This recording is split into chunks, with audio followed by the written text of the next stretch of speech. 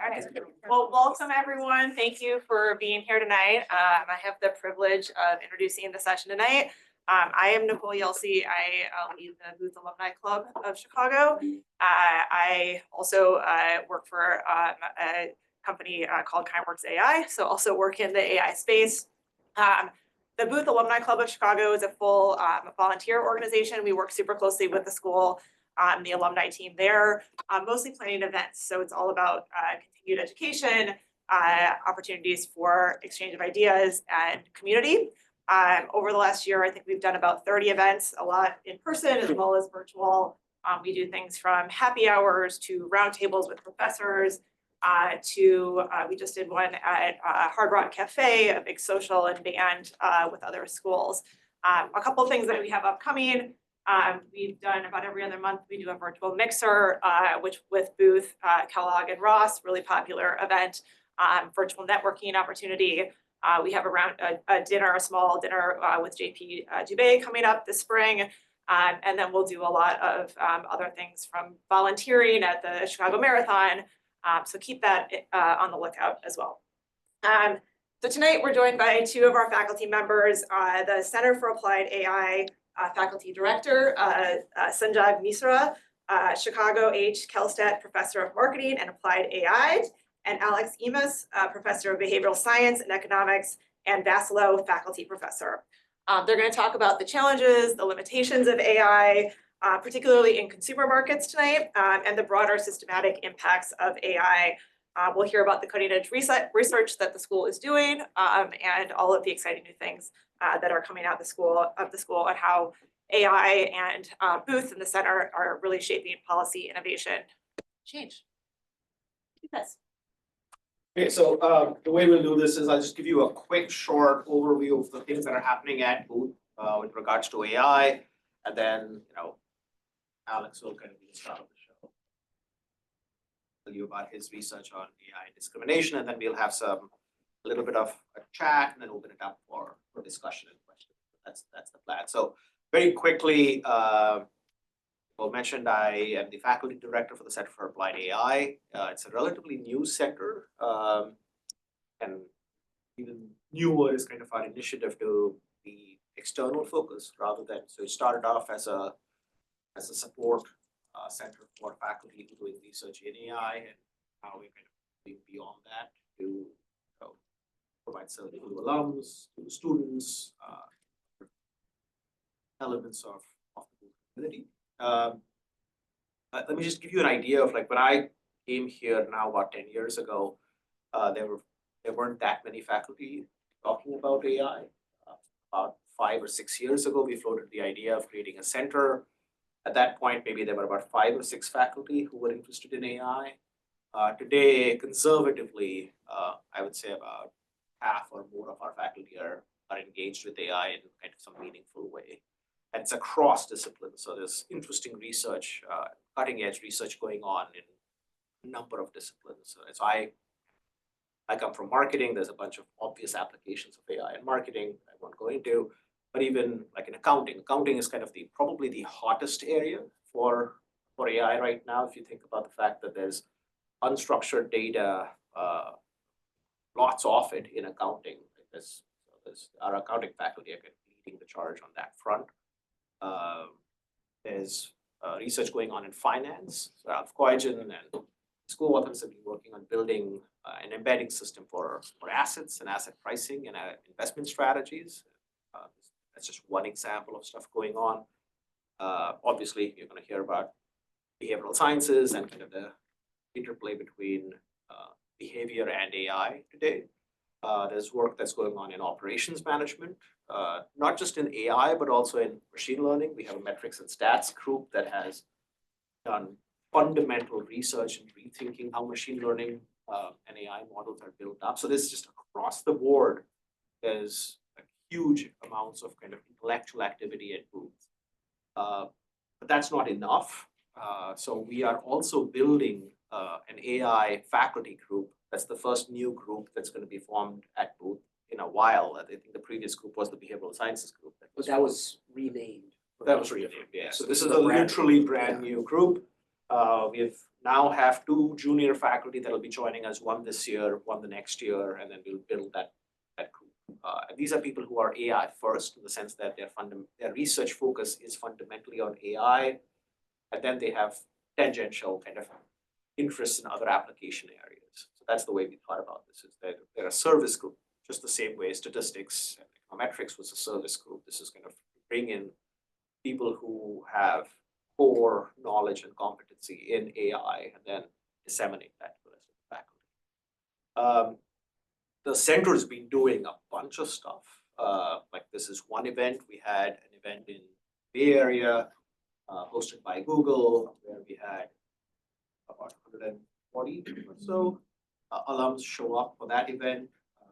We've done a couple in New York, done one in India, doing one in Singapore. So you should see a lot more AI-related events from the center coming up in next year. Lots of opportunities. More broadly, if you're interested kind of in the field, so we don't have like an alumni group. There's no functional area for AI, but we have a spectacular presence across the globe. So if you're not part of the WhatsApp group related to AI, or you haven't heard of it, there is one. Join that.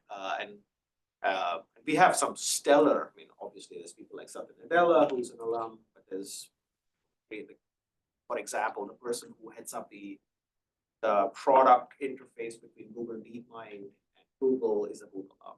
Satyajit Salgar, who runs product for and UI for AI for Google, is also a Google alum. So there's a huge number of alums in the AI space that we'll also be tapping into, bringing them back.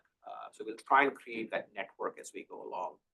That's part of the job. So with that, I don't want to take any more time. I'm going to hand it over to Alex. Just quickly about Alex. Alex, usually when I think of Alex, the first thing I think of is his hair. But that's, just me. But Alex is one of our youngest full professors, right? So I remember when he was being recruited, our question was, why are we recruiting him as an assistant or associate professor? Why not just bring him in? He's brilliant, and I'll just give it to him to kind of prove why I think that. So. Well, thank you for that introduction. Thank you for being here. So I just wanted to kind of start the discussion by asking the room, how many of you have used AI? Okay, so that's good. So I just kind of wanted to start talking about the current state of AI a little bit. It's just a tiny little primer. I'm not going to spend a ton of time. So these, the kind of, we 2 years ago, 3 years ago now, when ChatGPT first came out, I think a lot of people had this aha moment. Oh my God, this thing exists. It just was a complete paradigm shift of how people thought about the capacity of this sort of technology. Since then, we've seen new models come out, and we've had more aha moments. So more recently, these reasoning models, I think for those of you who have used O1 or O3, or to some extent Claude 3.5, again, you had this aha moment as you saw this thing kind of reason through a problem right in front of you and give you a solution that the older models really couldn't.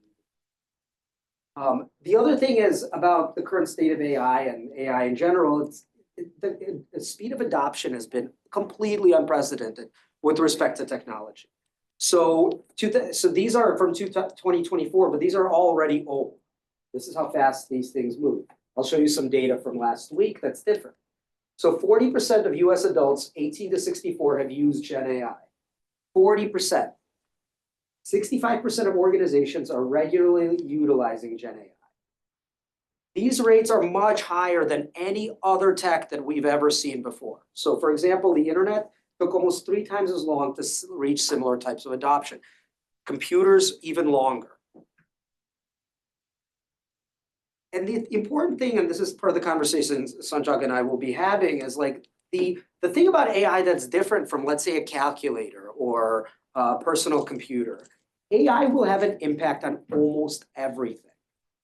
Unlike other tech, AI is a general purpose technology. There's actually a really nice paper that came out in Science that's titled GPTs or GPTs, GPTs meaning the generative AI tools, are GPTs meaning general purpose technologies.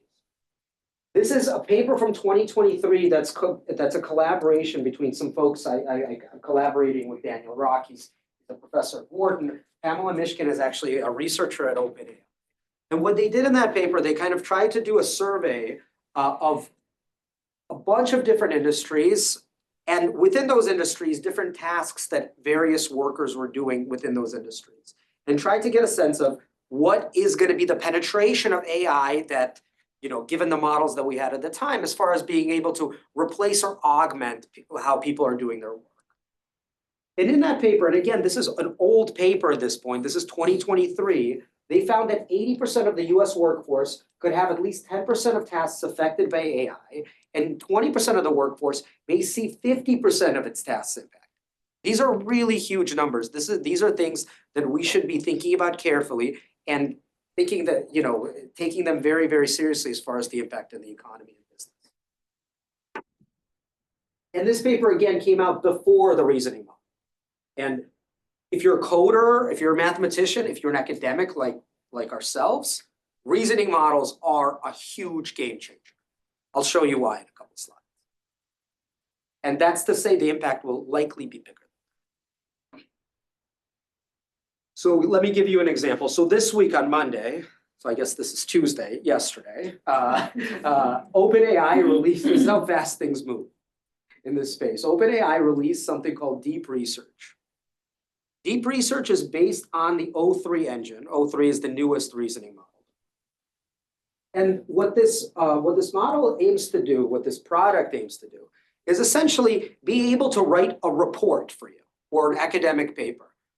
You prompt it, and then it essentially searches the web, searches scientific papers, reasons through the statements that you're trying to make, and writes a paper for you. So here's an example of a paper. You can ask the model, so tariffs have been in the news lately, right? So there have been other instances of tariffs. There's a famous instance of tariffs, the McKinley tariffs of 1890. So you can ask the model, take modern trade theory, the models that, the people at the University of Chicago, that's their bread and butter, using these sorts of models to analyze trade, analyze the McKinley tariffs of 1890 and tell us, what do these tariffs basically imply for how current modern tariffs will impact the economy? And then it gives you a paper, right? So it's authored by the model. This is just the abstract. I can get into the meat in a little bit.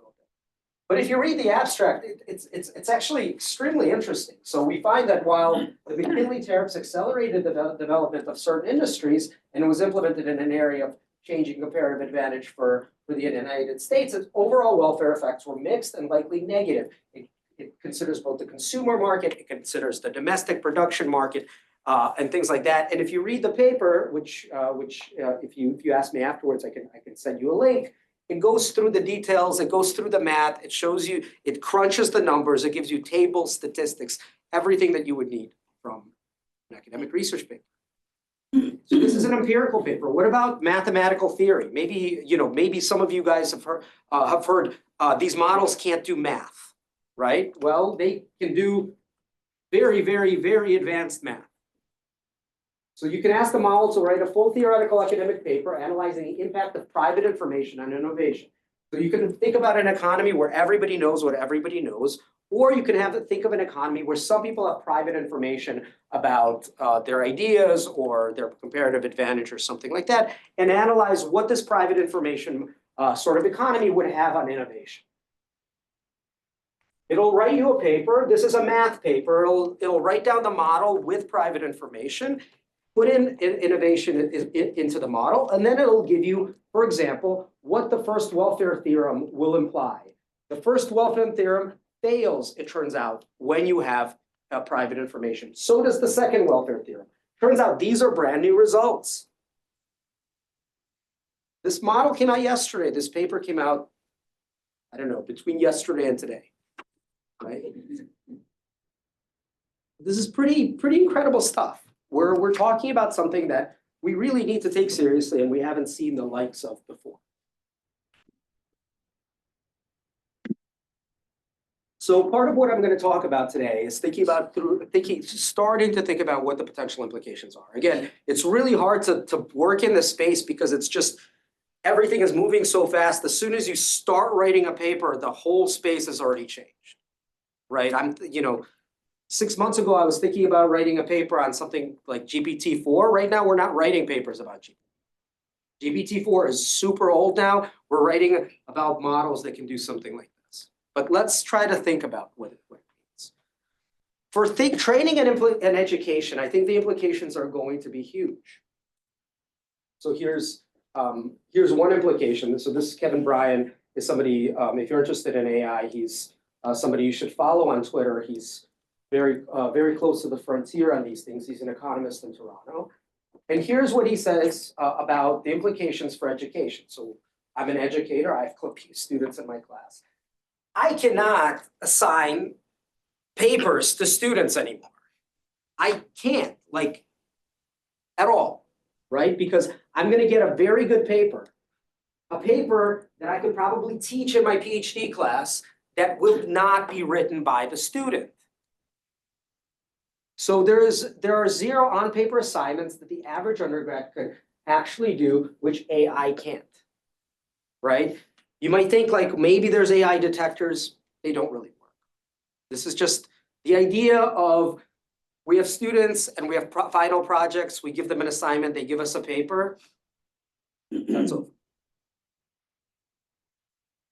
So as part of this, I started thinking about what are the sort of implications of AI for kind of training and human capital accumulation. So I ran, this was 2 weeks ago or 3 weeks ago now, I ran a large survey at the University of Chicago amongst undergrads from freshman, sophomore, junior, and senior year.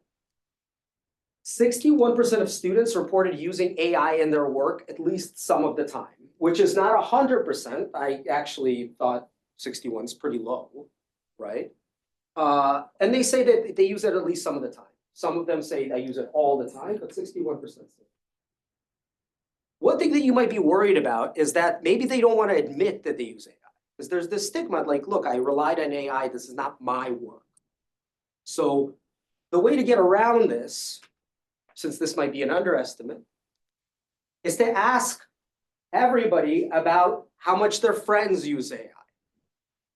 Because then they'll tell us the truth. Well, those numbers look really different. So here's the graph about none at all, a little, moderate, a lot, a great deal.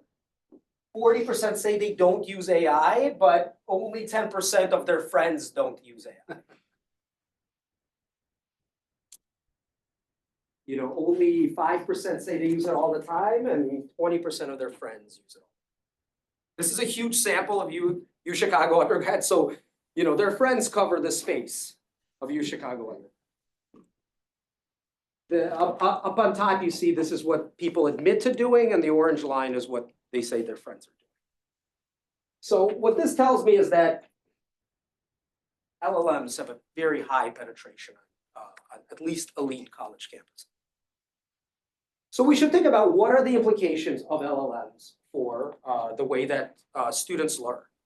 On college campuses, you might think of, look, these kids are already smart, they learned math, they know how to write essays, presumably from high school.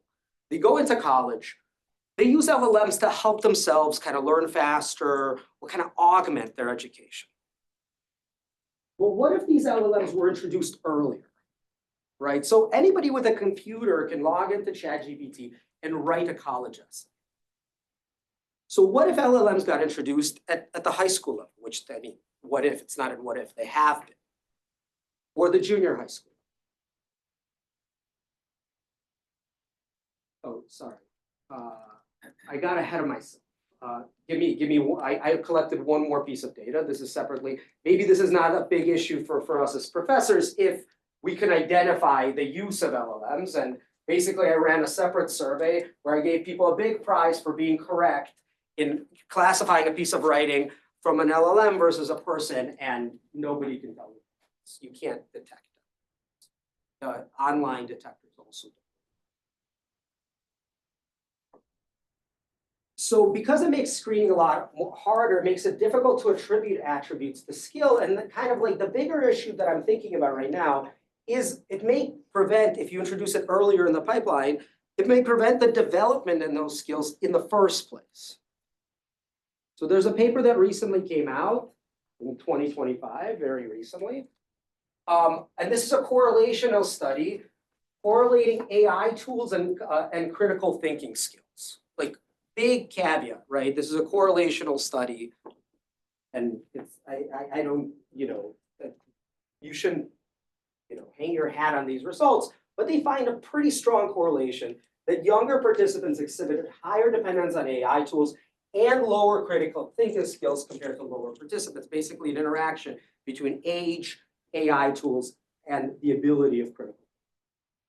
So what I'm doing together with a U Chicago professor is right now we're rolling out a large field experiment to actually test this, to actually introduce AI in different parts of the pipeline, and then have a 1 year later intervention of how these AI tools are impacting critical thinking skills and other sorts of very, very basic foundational skills that students need to be developing in high school and junior high and college in a year, maybe a year and a half, depending on the state of things. We'll have an answer. What's the randomization? Yeah.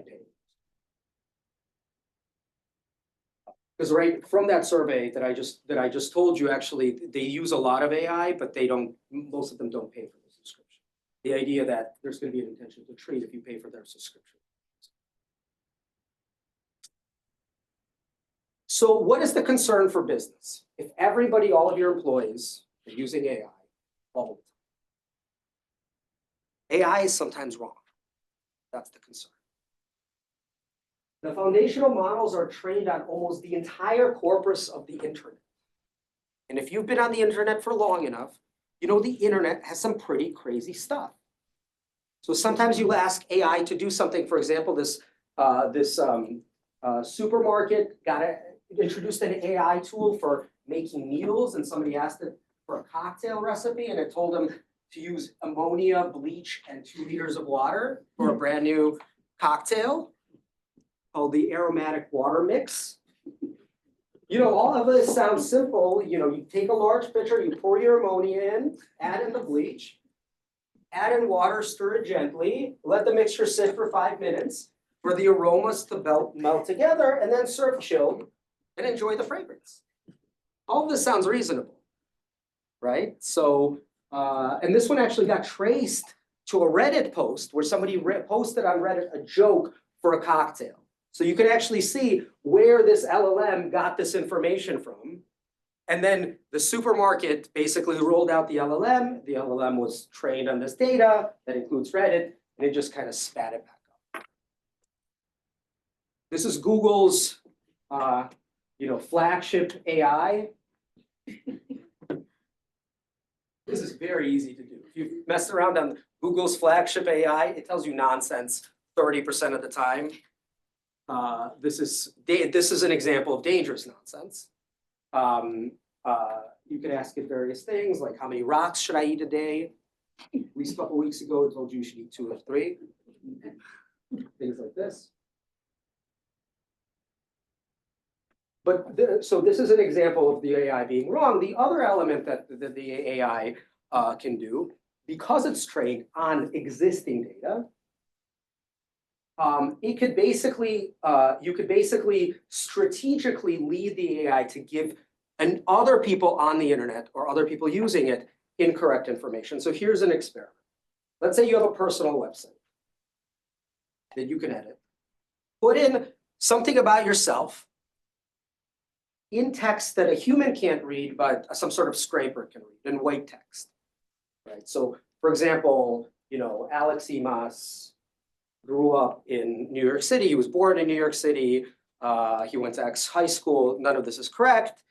Let's say I put that in white text. A week later, go to the foundational AI model that's connected to the internet. Ask the model to describe Alex Imas and see what it says. Again, going back to Kevin Bryan, he did this with the O3 model. He wrote about winning a debate with the economist Daron Acemoglu in Oxford, an event that never took place. He did this on his website in white font so nobody else can read it. And then he asks the newest model, what relations do the economists Kevin Bryan and Daron Acemoglu have? The model asked to clarify, and then Kevin said, any relation, you tell me. Well, then, it expanded on that. One anecdote, somewhat tongue-in-cheek, it had all of this narrative around this, but basically says, look, Kevin Bryan and Acemoglu directly debated in a timely economic issue, AI, and they got into a fist fight. Because the AI model, the knowledge base of the AI model comes from the internet, there's the scope that it could be wrong in a very specific way. There's not like humans checking every single thing that's going into the AI model. That's not happening. It's just scraping the internet. There's some of this happens, but something like this literally 1 minute later will pop up. On top of just being incorrect, there's also the potential for bias. And here I'm going to talk about a bit more about that. So Amazon developed an AI recruiting tool. Maybe you've heard of this story. This happened in the mid-2000s. This is by this point an old story. By 2018, the tool was scrapped. Why was it scrapped? Well, the tool was heavily biased towards women. The basic version of the tool screened out the vast majority of female candidates without being explicitly told to consider gender. So it was given resumes to consider and was basically kicking out the female resumes. Why was this the case? Well, again, the model was trained on existing data. The existing data was based on resumes that were submitted over a 10-year period, and most came from men, and mostly men were hired. So it learned to think that this variable called male is associated with being hired, and the model learned to favor men. Well, can you tell the model? You're in control of the model. You find this out. Just tell the model, ignore gender. Don't worry about it. Ignore that it's a male or female. Well, they tried this. The problem is that there's a whole bunch of other stuff that's correlated with gender that the model will just learn to use that. So for example, the model switched to using variables that are highly correlated with gender, namely gendered language. So if you look at the data, words such as captured and independent were much more likely to be used in materials for male candidates than female candidates. And then it just started preferring people who use this language instead. So there's a whole field of AI developed around something called fairness AI, thinking about these issues. How do we're not, the architecture of the AI depends on feeding it data. How do we make sure that the data that we're feeding it doesn't lead to these sorts of outcomes? So I'll kind of end on the sort of work that we just recently published in the Quarterly Journal of Economics on kind of how AI can potentially perpetuate these sorts of things. So there's a lot of studies showing that similarly qualified male and female candidates are described differently to potential employees. So there's a literature in sociology and in linguistics showing that basically men are more likely to be described as agentic, so independent leaders, things like that. Women are more described as being part of community, being willing to help and things. So the question is, will AI perpetuate the biases that it learned from past human decisions, including the language involved? And does this matter for outcomes for men versus women going out into the labor? So what we did is we studied the effects of gendered language in recommendation letters for STEM jobs. So we focused on jobs that required recommendation letters as part of the package. We used ChatGPT to generate letters from the same fictional resume where the only different thing was whether it was a male or a female name. So it's the exact same resume, same qualifications, same past experience. The only difference that we fed into the GPT was whether it was Susan or Brad. And then we told the GPT, please write a recommendation letter based on this resume for this position or that position. So here's the letter that was written for Mary. So Mary is in mathematics and statistics analysis in your group. She has a solid theoretical knowledge. Her journey has included many opportunities to grow and develop.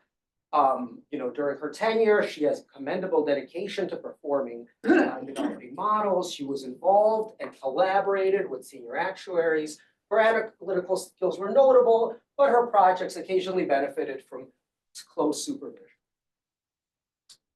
Same resume for Jacob, right? For the same position. He excelled as an actuarial analyst. His initiative, leadership, and depth of knowledge have been consistently impressive. He developed independently sophisticated pricing models, and his leadership and collaboration with senior actuaries to refine insurance companies significantly enhanced the product.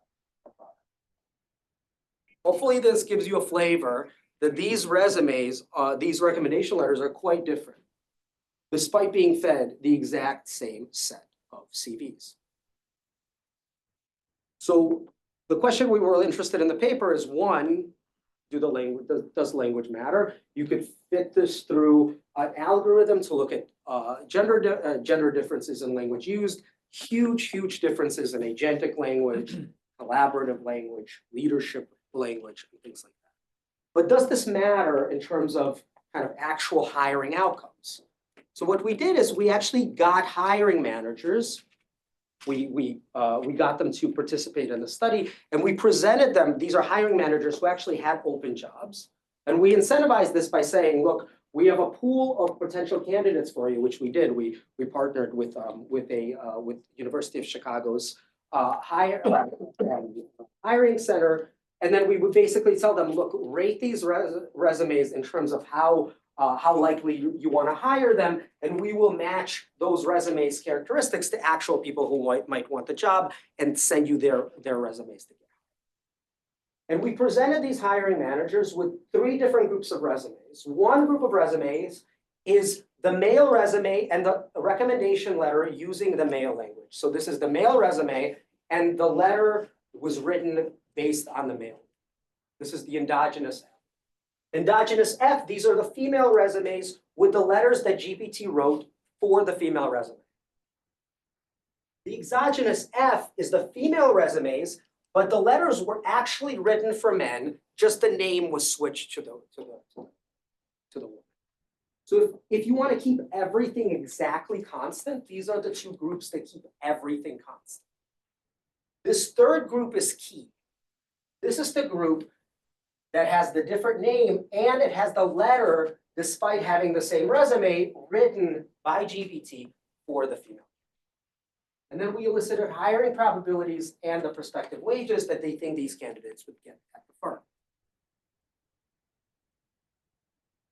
We found that when you compare the 2 resumes that have the exact same information other than the name, we found no differences in hiring probability or prospective. There was no direct discrimination. When you hold everything constant, if anything, women were a little bit favored in terms of their perspective. But if you take into account that the letters used different language, there was a huge difference. So women were less likely to get hired, and they received smaller perspective. So the language did a lot of work here. It had a substantial impact for the labor market outcomes. And the other thing I wanted to note is that it's very difficult to understand what parts of language were actually driving the effect. If you control for differences in language directly, it doesn't really decrease the gap. We don't really know what interaction of different words was actually generating the gap. And so this is not a simple problem to debias. Interactions are likely. So just to sum, hopefully you got kind of a flavor of the type of research we're doing, at least the behavioral science side of Booth related to AI. I wanted to sum up to say that as the conversation will progress, AI is incredibly powerful. And a general technology. It's already absolutely everywhere. And because of that, it's really important to think about accuracy.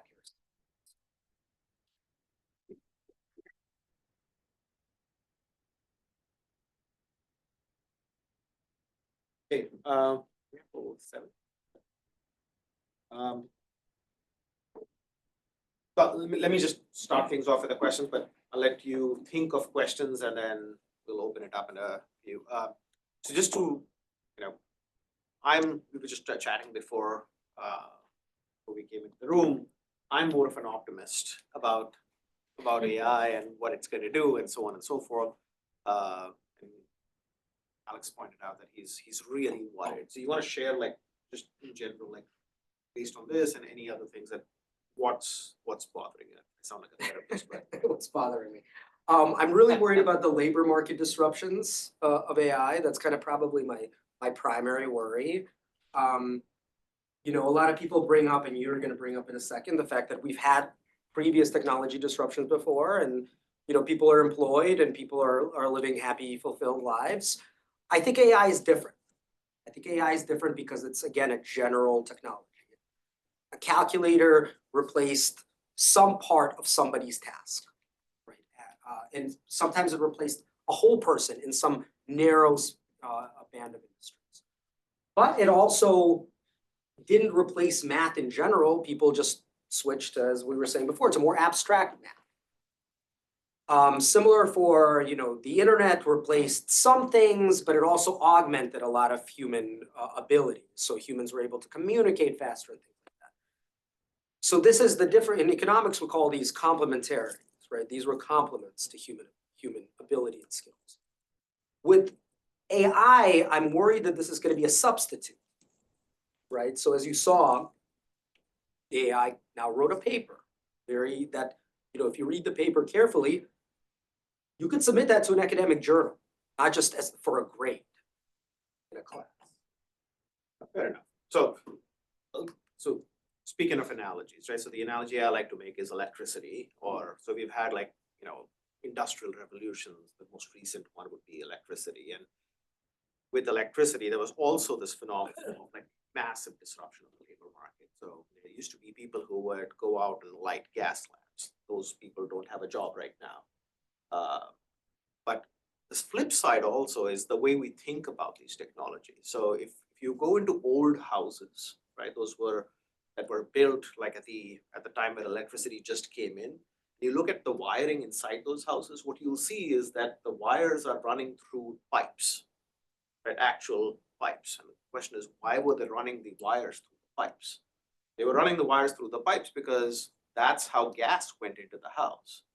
And so they didn't have a way of thinking about this new technology, so they just ran the wires through the pipes just the same way gas would run through the pipes, right?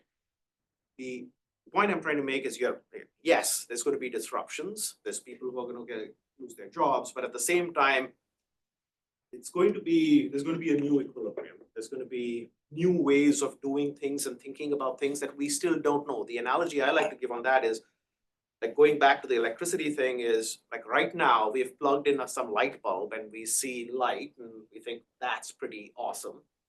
We've not gotten to a point where we know what a refrigerator is, or a smartphone, or electric vehicle. So yes, there's going to be, things that are changing, but we don't have the capacity right now to kind of figure that out. One last analogy, we're talking about analogies, is like, so my wife is a student at the School of the Art Institute, right? And I was having this debate with some of the professors there. The camera is a great example, right? So if you go back enough, the idea of art at one point in time was to reflect reality as truthfully and honestly as possible. So so you see lots of paintings by masters about, like, light reflecting off an apple or a candle and so on.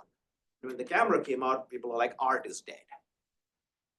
But that's what gave rise to Impressionism and Modernism and everything else that we think of contemporary art as being, right? So I think, right, what we agree on, this is nothing like we have ever seen in our entire history as a species. This technology is more disruptive, and we're moving from, like, one application to another at a speed which is crazy. So, Alex pointed out, deep research came out yesterday.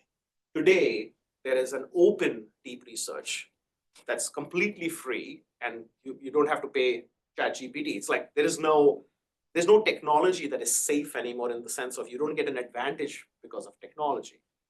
I don't think so. The way I think about this, maybe you can react to this, is yes, there's going to be disruption, but you can't stop it, right? There's no And I think a lot of the issues that we'll have, like including the bias, right, that's not new because humans exhibited those biases. In fact, I think of AI as your best hope to debias. Because you can like take reasoning models, and I would love to see this version of the research, which is say take a reasoning model and tell the reasoning model to be careful and to do the debiasing and see what happens then. It would be phenomenal. So as the technology grows, I think some of these questions we will grapple with, and we'll have to kind of figure out how we go forward. We can just open it up to questions, I guess, rather than the two of us talking.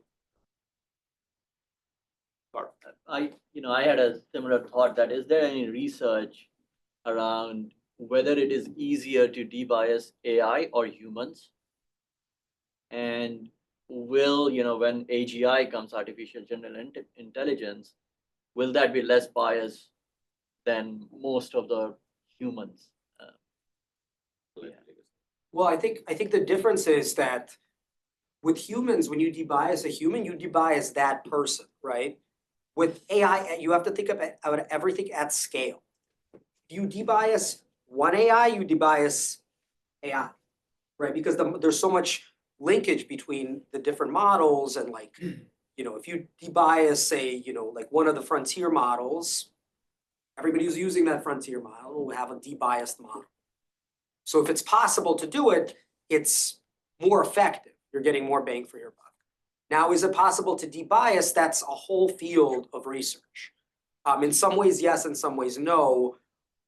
AGI, I have no idea what that's going to look like. It might decide to rebias itself. We have no idea what it's going to look like. I think I'm with what's his name, the CEO of Anthropic, Dario, yeah. Yeah, he says that AGI is kind of an artificial boundary. We're just moving. Right, at some point, somebody's gonna turn around and say, hey, that was AGI, but that person who turned around may be an AI. Don't exist. So. So just to go back to this debiasing idea, the example that Alex gave, right, which is that if you, the AI picking up on variables that are correlated with gender, rather, we do that right now, right, without AI. We're humans, we're experts at this. So I've tried really hard to get financial institutions to let me run a study where, so for example, credit is supposed to be independent of race, for example. But if you run a regression, you'll see that it's correlated with race. Why? Because they condition on zip codes. Yeah. So the letter of the law and the spirit of the law, like there's a mismatch. And there was no AI. We did that without AI. So in some sense, like I think the reason I say our best hope for debiasing is that exactly as these models get smarter, like, so there's this new field emerging called weak oversight. If you've heard of this. So the idea is at some point, we're going to have AI that's going to be way more intelligent than we are. So we are going to be weak supervisors. So we are going to be a lower intelligence supervising and higher intelligence in some sense. So they're training up weaker models to do oversight of the more sophisticated models. And it works quite well. So my optimist take on this is like, as we have rules and we have our limited ways of thinking, like the complementarity is going to come from the fact that we can get the AI to think of ways of debiasing that we couldn't think of. Chess is a great example, right? We had all of the human history of chess and we shoved that into a model to build up a chess engine and it did really well. You know what did better? I mean, you probably know the story is remove all the human data and then just let the chess engine play against itself. And in about 10 hours, it's about 1,000 rating points, higher than Magnus Carlsen. And we now learn from the AI how to play chess. The grandmasters learn from that. New ideas of playing chess and chess has been played for thousands of years, right? So the optimist in me is like, well, there's new forms of ideas that we just humanly have not tapped into. So again, both sides, right? It's tricky to know which one. Yes. On the point about talent, it's interesting because I was on the leadership team for one of the large executive search firms. So we did the same analysis on the sentiment analysis on the both the profiles that were given on top executives for these are top positions, as well as like what other people said about them, and it was very disparate language. So there is this like human element. So like kind of going to the question of when it's kind of integrated in the system, how do you debias it, right? All of the successful candidates have looked like X, Y, Z, but those words only get assigned to men. So, but they're characteristics that are not necessarily male or female. So I don't know, I guess my question is actually, and this is maybe a stupid question, but are you able to ring fence AI and the data that they're using to build the models on? If we've got like all this bias of past practice? Can I take a stab at that? Yeah, yeah. Okay, so I think that is the way to do it. So I'll go back to my credit example, right? What's the best way to debias? So the way it's being done currently is like the letter of the law says, you're not allowed to use variables like gender or race. And so they don't, but they use zip code and they use other characteristics which are correlated with that. The way to actually fix it is put everything in and then make sure that the outcomes are unbiased, right? So we can't go in and do triage on, like the data is fixed in some sense. We can't go back and generate 400 billion tokens that was used to train this. But we do see the outcomes and we can give it, so the way these models are trained is to, the reinforcement learning part is making it consistent with human preferences. There's nothing stopping us from saying, make it consistent with our beliefs about what the bias means. The problem, of course, is that it's humans doing that too. So if there is bias in humans, it's going to percolate into the AI. And I think like slowly we'll move away from that. That's the version I think of. That's why I think AI is our best hope, to this extent that if we start kind of giving it rules and say, hey, this is the definition of being unbiased, rather than giving it our own data, maybe there's a way of doing this. But Right, so I totally agree with that, and it's figuring out what that set of rules Right. is like the whole field of research. So going back to this is the famous case, Supreme Court case on systemic discrimination is Duke versus Griggs versus Duke Power, and basically the Civil Rights Act said you cannot use race to discriminate on. So what did Duke Power do? They saw that there was huge disparities, race-based disparities in high school degrees. And so they said, like, look, in order to be promoted, you have to have a high school degree. And the court said, actually, this is completely irrelevant for the job. You are discriminating by the letter of the law by requiring that variable to be used, because that's what the company wanted to discriminate, right? They were legally prevented from using race, so they just chose a different variable that's highly correlated with it. And what Sanjog is saying is, look, we can tell the model, do not do that, and it'll figure out a way not to do it. The discussion so far sort of seems to assume that the authors of AI models are benevolent, that they have some greater good in mind. But that may not be a correct assumption. So they might actually be motivated to build in specific forms of censorship or bias. In fact, we just had an example in China. And so that reminds me of sort of the old promise of the internet, that the free sharing of information is going to be ultimately beneficial to society. And to some extent, that promise has materialized, but we've also seen the flip side of that, where namely the actors in distributing that kind of disseminating have very specific interests. And as a result of that, produce fake news that sort of try to establish a particular argument. And so I wonder how you sort of account for that particular kind of problem with regard to AI models. And especially given Alex's comment that, we're talking about a much more different problem magnitude. right. So you don't. Easy answer. So I think, look, any technology, right? You can take any technology, it can be used for good. And that's a human problem, by the way. What you're describing is not an AI problem, it's a human problem. Right, but the technology is being used by humans and. Agreed. So I mean, there are people who would say, having a profit motive is also bad. right? But at least, you're in a business school. But, and we say, and you could argue that the reason, so let's start going back, right? 2017, there was this paper written, Attention is All You Need. Google came up with this paper. It's the core, the transformer architecture was in that paper. I've had many conversations with people at Google and they're like, they knew it was interesting, but they didn't put a bet on it. Why? Because you needed to make a massive bet to see if it worked. So Sam Altman and his team decided to take that $250 million bet to see if it worked, right? What was their motive? Well, initially they talked about it as being, a not-for-profit and so on, but let's come on, like, we know that's not the case here. But or maybe there was a different motive, right? I don't know what their motive was, but these motives do matter. Like the question is, will the technology move forward because of these motives? Like DeepSeek is the example, but maybe the reason they wanted to put that out there was because they could embed their propaganda in it.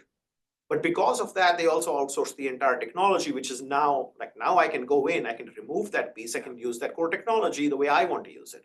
And every company is going to be doing it, including OpenAI is going to take that because now that information of how to do that usefully is there. So I think you're right. At the end of the day, humans are, weird, selfish creatures, and they will find ways of using the technology that better suits them. Okay. The question is, take the internet. What's the net impact? Take electricity. What's the net impact? Overall, are we as a species better off today than we were 200 years ago? I would say, sure, I don't want to go back 200 years ago. And if you keep that logic, right, that's the optimist in me. And I'll let Alex now jump in and say, we're all going to die. I'll go back to 1992. Nirvana was great. No, you can go back to like 1690. No, I want to go back to 1992. So this is, one little small thing. This is the argument about closed versus open models, right? So you can't do this exercise that you were talking about very easily with ChatGPT. With DeepSeek or one of the Meta Llama models, you have access to what they were. So the censorship is part of like the human intervention into the training, right? In the open models, you know where that's coming. You can remove it. In the closed models, you can't. And that's the argument for like opening the entire space up, is to try to avoid that sort of issue.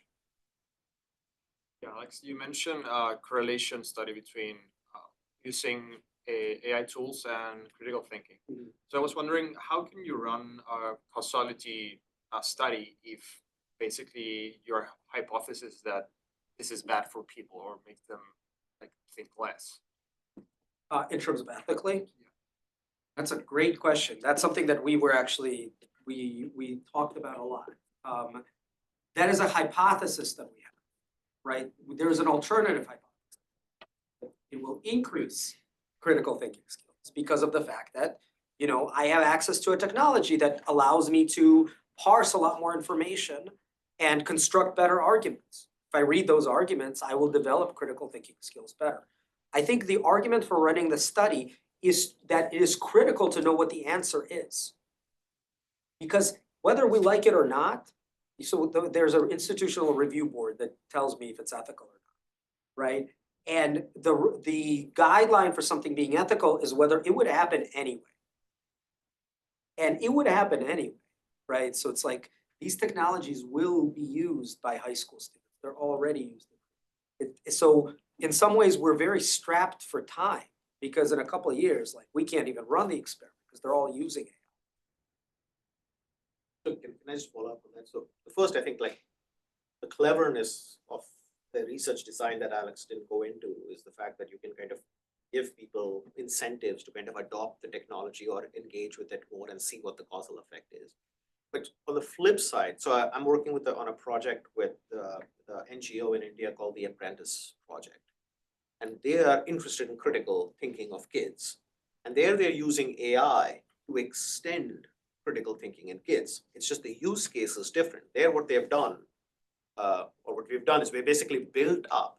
So what they want is get kids to engage in things that are not taught in poorer schools in India, like art or critical thinking and coding and so on. And so for art is a great example. They couldn't scale like, kids would draw something, they would send up through WhatsApp, they'd send a picture, but you can't evaluate it and give feedback. So we built up an AI agent that would take the picture, analyze it, and give kid appropriate feedback to encourage the kid with ideas of how to explore different artists and different forms of art and think about what it means, just the ideas of critical thinking. So I think it goes back to Vern's question, like this technology is there, how you use it. So even with critical thinking, I think it's a question of how is it being used, right? And we can come up with new ways of teaching, new ways. Yes. I think it's a good thing that now we don't give an article to a student and say, write a summary, right? That's lazy. Right now you can say, here's an article, go to GPT, create a summary and critique it. And if you want to use other GPTs to try and critique it, go for it as much as you want, but then you have to come into class and present your findings, right? That's what I do in my class. We were gonna see this, right? And it's in the class. Go ahead. If you get to AGI, and if you can debias AGI, then can AGI debias humanity? This is a question for Alec. Well, and the answer is easy. If humans aren't doing making any decisions, then yes. I mean, I'm more pessimistic than some. Okay, so- We were talking about the movie WALL-E. I don't know if you've seen that movie, and that's my, that's. So I have a different world in which I envision this, right? Which is also going to be quite realistic. So I think we think of AI and humans as these separate things. We're looking at substitutes and complementarities. I want you to just imagine a chip that's embedded in your brain. Now that sounds nutty, but it's not out of the realm of possibility with current technology. We already have, we can embed things into people so they can hear when they couldn't hear before. We can embed things into their brain so that they can see when they couldn't see. This technology exists today. It's not a far-fetched thing to think about a chip in your brain that can give you augmented storage capacity or reasoning, or like take this stuff and just shove it into your, like you can definitely do it with glasses. As soon as you put it on a person with glasses, now you've augmented that person. Now, is that person a human or an AI or some hybrid? And are they capable of doing more things differently and better? Like, I don't know. But I think this idea that there's going to be them and us, like the Terminator type of setup, I don't think that's going to happen. I think there's going to be these like complementarities that will organically emerge, right? We can think of robots, or we can think of appendages for people who have lost arms and limbs, right? And or also healthy people that now can use exoskeletons to lift up things that they couldn't lift up, or surgeries that couldn't be done because of the level of granularity needed is not within our eyesight, or within our dexterity with our hands. But now with AI supplemented tools, maybe we can do it. I'm making this stuff up, obviously, but not quite. Right? And there's a pessimistic version of it, and there's also like the optimistic version of it. We don't know the answer, But the point of having these conversations is that we have some control over which absolutely version we get to. yes. You talked about how in order to fix these biases, you have to impose different rules. We've also seen that AI exacerbates biases, and that things that we don't pick up on, it picks up on it and then makes it even worse. So how do you see addressing that? Would you also say we just have to impose more rules, or is there other creative ways to fix that issue? Yeah, I think the answer is is identifying the use cases where it makes things worse and then imposing the rules. I'm guessing the cases where it's making things worse, people didn't know about those cases initially, and then optimistically, I'm speaking from your perspective, you would impose the rule there and hopefully mitigate it. Yeah, like Sendel's exam. So we have a colleague, Sendel Mulenathan, who has a bunch of research, but one of them is about trying to figure out biases that judges might have in terms of incarceration of based on how people look, right? Now a model can go in, figure out what that bias is. We couldn't have figured that out just willy-nilly, but now you can make that algorithm, put it in there, and maybe you don't delegate the decision to the algorithm, but maybe it becomes advisory to the judge, and the judge now takes that into account while making a decision. humans tend to get tired. Human tends to kind of have bad days and good days, and there's a lot of things that humans. They have stereotypes. Right, and there's a ton of those things which, if we are careful in how we train the AI, hopefully the AI doesn't have it. Or even if it does, we can figure it out and remove it.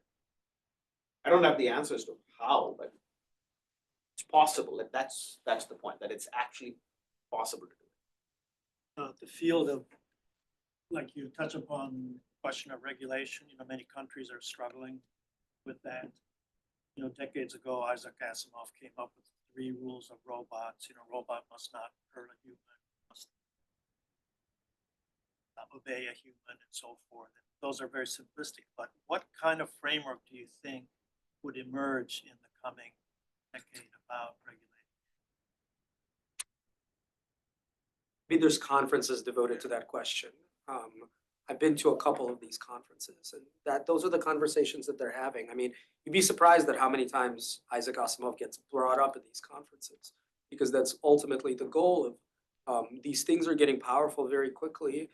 Can we embed something very, very basic into models going forward to kind of constrain them in a way that aligns with our goals? I think that's a hard but super important question. Yeah, there's people all over the world working, devoting all of their time. I don't think we have an answer. I agree. But isn't it data privacy? I mean, we've got some of the most lax data privacy laws compared to other countries, which is why these tools are so lucrative, right? Oh, China has, like, if you think about it, right? Like, you're just talking about this, like China, they have access to massive amounts of data, and the state can do pretty much anything with it. Right, but we've made ours available to for-profit companies who are able to utilize it, right? With sentiment analysis and inference and selling it. And you're saying that privacy is good.